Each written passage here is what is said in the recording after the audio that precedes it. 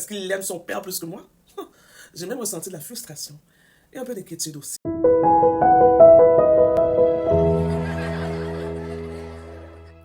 Te demandes-tu pourquoi il te semble te rejeter parfois alors qu'il se comporte différemment avec son père?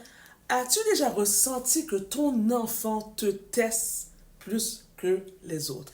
Alors, bienvenue dans la vidéo d'aujourd'hui parce qu'on va justement parler de ça. Pourquoi ton enfant te teste plus? Pourquoi c'est toi?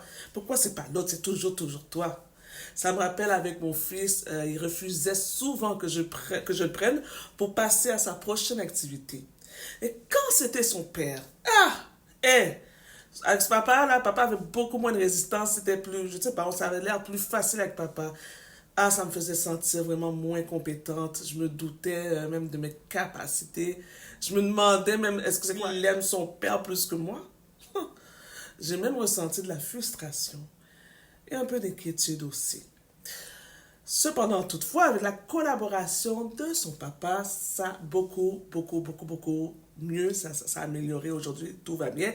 J'ai appris quoi faire et c'est ce que je vais te partager dans cette vidéo. Alors, avant d'aller plus loin, n'oublie pas de liker la vidéo, de la partager avec d'autres mamans qui se posent la question pourquoi mon enfant me teste et de t'abonner à notre chaîne pour ne rien manquer. Et surtout, va télécharger le guide pratique pour gérer les crises et les colères à la maison pour pouvoir renforcer ta relation avec ton enfant et pour obtenir aussi des conseils précieux.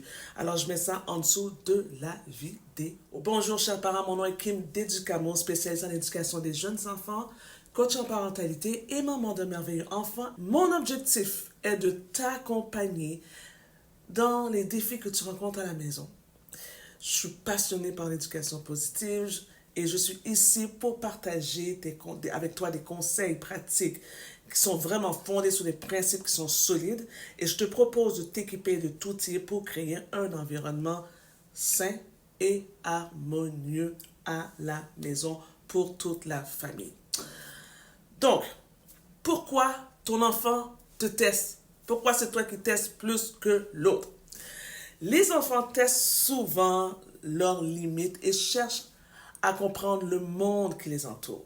Lorsque ton enfant semble te rejeter ou faire des crises, cela peut être juste parce qu'il se sent en sécurité pour exprimer ses émotions avec toi. Il sait que tu es là pour lui, même dans les moments très difficiles. Parfois, il va rechercher simplement ton attention ou réagir à des changements dans sa routine ou dans son environnement. Alors, il est crucial de comprendre que ces comportements ne sont pas là pour te rejeter toi personnellement, c'est pas ça du tout, mais plutôt une phase de son développement. Ça peut être une phase aussi dans la journée, dans son quotidien.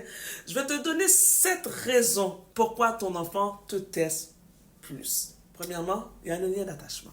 Un lien fort peut entraîner des comportements plus expressifs. Par exemple, un enfant peut pleurer davantage avec sa mère, nous les mamans, parce qu'il sait qu'il ou elle est une source de réconfort. La maman est une source de réconfort. Deuxième, ça serait le besoin de sécurité. Il se sent assez en sécurité pour montrer ses émotions. Un enfant peut se retenir à l'école, mais exploser à la maison. Je dois le dire celle-là parce que je l'entends, je l'ai vu tellement souvent. À la maison, ils explosent, mais à l'école, ils sont sages comme une image. Ça me fait penser à qui? Mais j'en ai une là, justement, dans ma classe, là, sage comme une image. Elle est sage. Mais je l'ai vue avec sa mère. Elle explose, elle fait des crises avec sa mère. Puis on parle pas d'enfant de 4 ans, là. Non. En haut de 7 ans, j'étais comme, aïe. Et puis, j'en ai un autre aussi. Je me rappelle, il y a peut-être 4 ans, 5 ans de ça. Lui est en 5e année. Donc 10 ans, 11 ans. Enfant modèle. Modèle dans la classe. Waouh! A plus dans tout est vraiment enfant modèle. Jusqu'à ce que la maman m'envoie un message pour me dire, s'il vous plaît, madame, ralentissez sur les devoirs, les leçons, parce qu'à la maison, elle n'en peut plus. Et là, c'est là qu'elle me raconte comment il est à la maison. C'est de l'opposition constamment. Alors oui, voilà, hein. À la maison, ils sont quelque chose d'autre, mais à l'école, je pense que ça parle à plusieurs mamans aujourd'hui, cette vidéo-là. Alors, troisième raison, recherche d'attention. Alors, l'enfant veut capter ton attention, même par des crises. Un enfant peut faire une crise de colère simplement pour interrompre une conversation téléphonique que tu as avec quelqu'un. Hey, on est au téléphone, c'est là que l'enfant vient, là. Quatrième, stade de développement. Alors, certaines phases amplifient ces comportements, comme tu dois savoir la phase du non vers 2 ans. Des fois, je me dis, ouais, ça peut durer un peu longtemps. Des fois, c'est 4 ans, des fois, c'est 16 ans. À 16 ans, nos ados. Je parle pas beaucoup des ados, mais eux autres aussi. Oh oui. Cinquièmement, c'est quoi? Oui, les différences de style parental. Ta méthode peut susciter plus de réactions.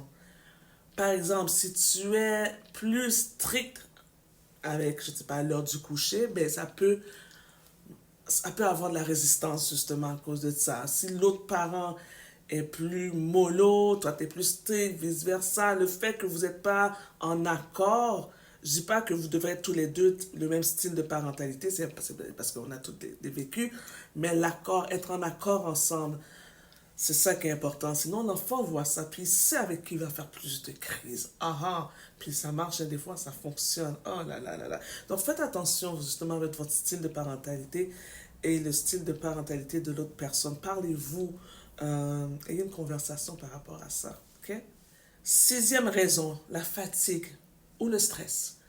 La fatigue rend les enfants plus irritables. Une étude montre que 70% des parents, justement, remarquent qu'il y a plus de crises en fin de journée. Donc, c'est pour ça que tu vas avoir plus de crises à la maison. Septièmement, c'est les changements dans la routine. Les transitions peuvent perturber son comportement. Un déménagement ou l'arrivée d'un nouvel enfant, ça peut amplifier justement ce phénomène. C'est ça, si tu changes la routine, puis c'est pas stable, ça aussi, ça amène, ça ouvre des portes à des crises aussi. Alors, on fait quoi? On fait quoi? Que faire? Voici, je vais t'en donner 4 choses à faire. Alors, premièrement, je parle de communication. Parle avec ton enfant pour mieux comprendre ses besoins. OK?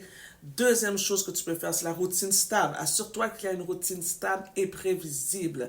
La troisième chose, c'est de passer du temps de qualité avec ton enfant. Fais des activités qu'il aime. Pas nécessairement des activités que toi, c'est pas que toi tu veux, des activités qu'il aime. Ensuite, sois patiente et demande l'empathie. Essaie de voir les choses de son point de vue. Cinquièmement aussi, ça serait de la collaboration parentale, comme j'ai dit tantôt. Travaille avec ton partenaire pour une approche qui est cohérente. Alors, pour résumer, les crises et les moments de rejet ne sont souvent qu'une partie du processus naturel de croissance de ton enfant. Alors, reste patiente. Montre-lui de l'empathie.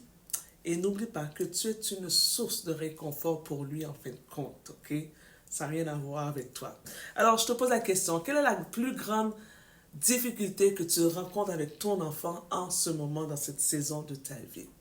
Partage dans les commentaires, écris, j'aimerais savoir pouvoir te lire. Et n'oublie pas d'aller prendre le guide sur les crises pour pouvoir renforcer ta relation avec ton enfant et pour obtenir des conseils supplémentaires que je mets à la fin de cette vidéo. Like, partage, commentaire, réponds à la question s'il vous plaît. Et sur ce, je te dis, sois le capitaine de ton petit pirate.